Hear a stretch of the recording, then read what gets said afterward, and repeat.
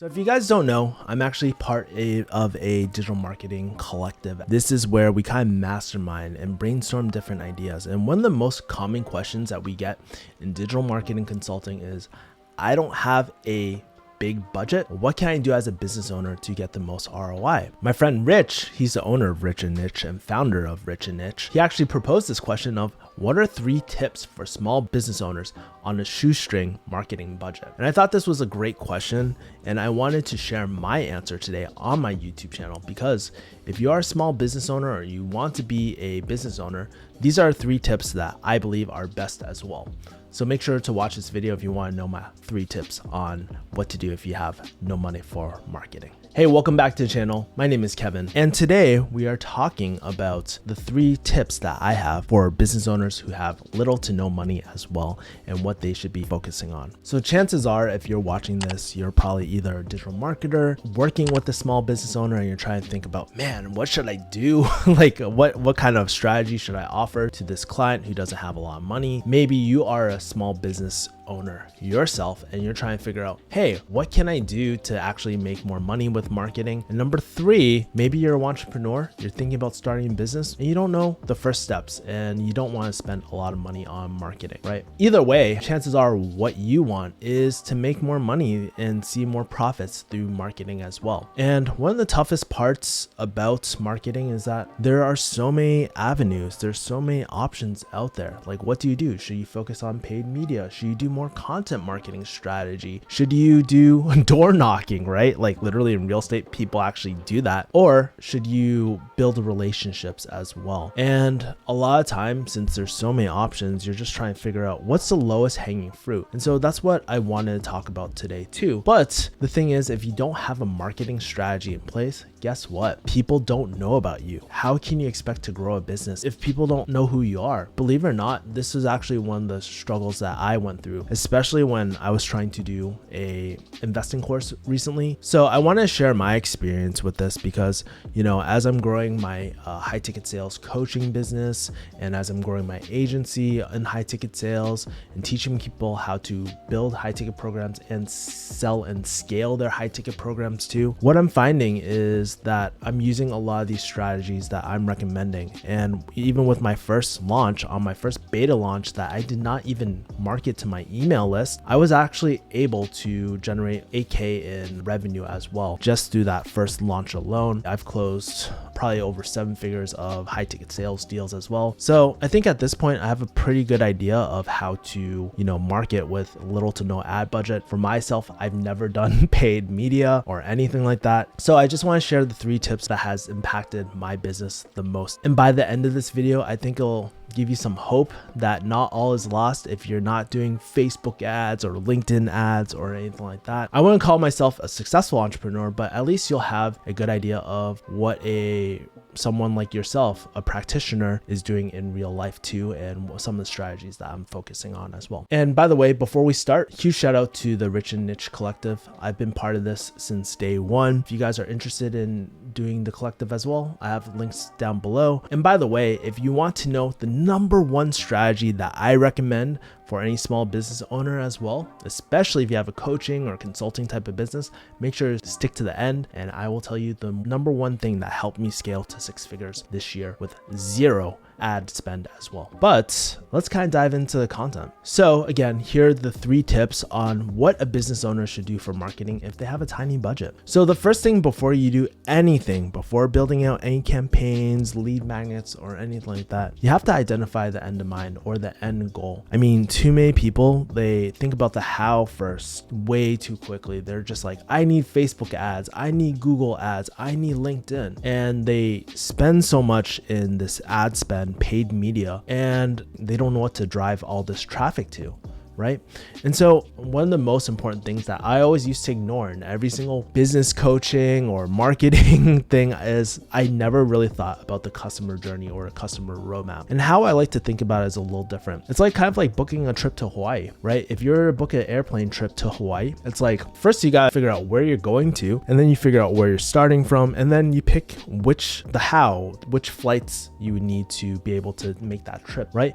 But way too often people think about the how when that vehicle might not be the right thing of getting to your end destination or end goal as well. So if we go back into the business aspect, like the question you need to ask yourself is, what is the ultimate action that you want your customer or client to take? And this is a really good example for most businesses. A lot of time they think about, oh, I need lead generation. But is lead generation the ultimate action that you want your client to take just to opt in? No, chances are you want to provide value for profit in exchange and an offer as well. So for myself, one of my end destination is to get people to buy one of my offers. Right now in my Kaizen closing, I have one-on-one coaching, and that's the only offer I have at the moment. I'm going to build out maybe a program or course. I have agency services and stuff, but my main goal this quarter is focusing on the coaching program, getting more people in the coaching program, and that is the end goal. So I'm exchanging value for profit. And so when you're doing your business, all your actions will circle around the end goal. Like the how, your flights, your trip flight or whatever, that is all determined by your end goal. So that is the most important thing that you have to keep in mind, because when you have the end goal in mind, you're actually able to reverse engineer everything backwards rather than building everything up. And how do you know if you're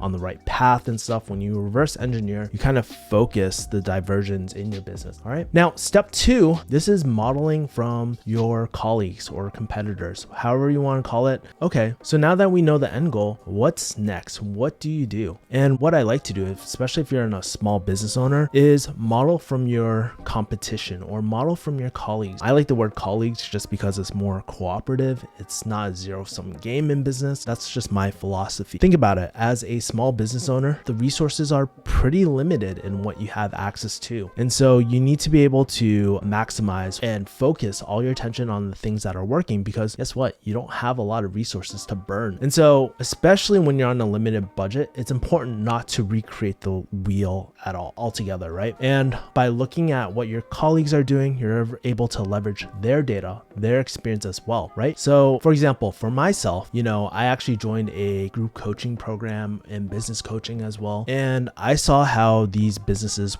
how my colleagues, my friends actually are building their coaching products and services as well. It's very interesting. Like this is where I started thinking about, my coach, Terry Rice, by the way, if you want to look at his coaching program, I'll leave links below, and tell Terry your boy Kevin Yee sent you. But anyways, in his coaching program, there was about 10 people who are growing and scaling their coaching businesses. And one thing that I realized through what they were doing was they weren't using paid media or anything like that. They were using things like LinkedIn marketing, speaking engagement to grow their following. Because with coaching, you don't really need hundreds of thousands of leads or anything like that. You just honestly need 3 to 5 to maybe even 10 max in terms of a group coaching aspect. So I reverse engineered it. I saw that all of them had a really strong lead magnet. What kind of lead magnets they had. If you don't know what a lead magnet is an exchange for value for an email or some sort of contact information. And it was really cool doing that. And I was actually building out the same thing. And I think that's one of the reasons why I had a successful launch, because I was able to gather the insights and leverage their data, their experiences. So question for you is, when you're looking at different businesses and you're trying to model your competitors or colleagues, are they doubling down on content marketing, paid media, or even blog SEO? What are the other people who are successful in your group doing? And why do you feel like, if you have access to them, you can straight up ask them, hey, why are you focusing on those things? And more importantly, what is the gap that they're trying to fill, right? You can get a good idea of what's working and what's not working in your industry, all without spending a dime on advertising. I think this is super, super powerful, All right, so now that you kind of have the end goal in mind, you can model from your competitors, what's next? At this point, you might have a list of all these different strategies that your friends are doing, but what's next? And this is tip 3, is like, hey, focus on the most impactful drivers. So even when I'm doing my sales calls or high ticket sales, inbound closing, I'm always focusing on the lowest hanging fruit for my clients. And because, like I said, resources are limited, you can't do anything and everything. You just don't have the time, the money, the energy to do this. Being an entrepreneur honestly sucks so much energy out of you. So you have to to identify, hey, what are the most impactful actions to drive that end result? And so for myself, especially with my coaching business and all that, one of the things that everyone was focusing on that time was doing LinkedIn content. And even though I see the power content, I'm obviously on YouTube, guys, and this is my most successful or most consistent channel at the moment. What was really interesting about that was I decided to build my backend funnel first, right? I knew that driving more content was going to increase traffic, but where are people going to as well? And so I thought the most impactful drivers, since I already have kind of like traffic coming from YouTube, people like my content, people download my content, what I really need is to make sure that backend processes weren't broken, right? If you download my masterclass at kaizenclosing.com/masterclass, then it actually works, right? And so that's what I chose to focus on and really make sure that I have a really kick-ass coaching product at the end of my funnel too. So that's what I was focusing on. So back to you, if you're limited on funds, it might mean, hey, right now I have a really great coaching offer, but I need more traffic. So I'm going to focus on more organic strategies like SEO, content marketing, and funds are limited, right? If I'm more in the scaling phase where I have the backend processes, I have some of the organic strategies in place that are generating leads, but I really want more and more and more, then you might look at paid media as a particular option like Facebook ads, LinkedIn, and all that sort of stuff too. And before you commit, I always like to ask is like, hey, what is the lowest hanging fruit? What's the small thing that will generate most of my results?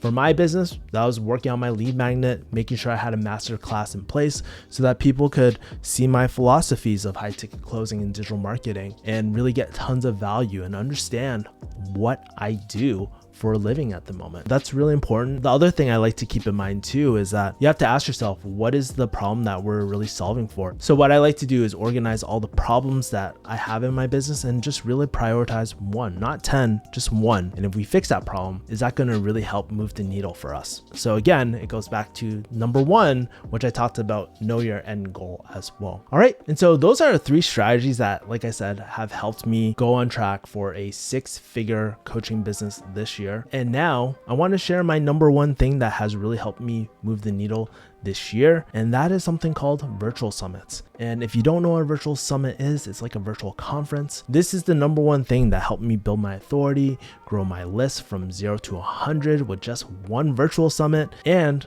land my first few clients without even launching my coaching business to my list at all. So if you want to know how to dive into virtual summits, make sure to check out this video where I talk about the 3 lessons I learned and 3 insights I learned on how I got my first virtual summit gig. And I also talk about the 3 benefits that I got from a virtual summit and probably why as a small business owner should do one as well. Anyways, thank you for watching. Stay bold, stay kick-ass. Peace, mother people. Bye.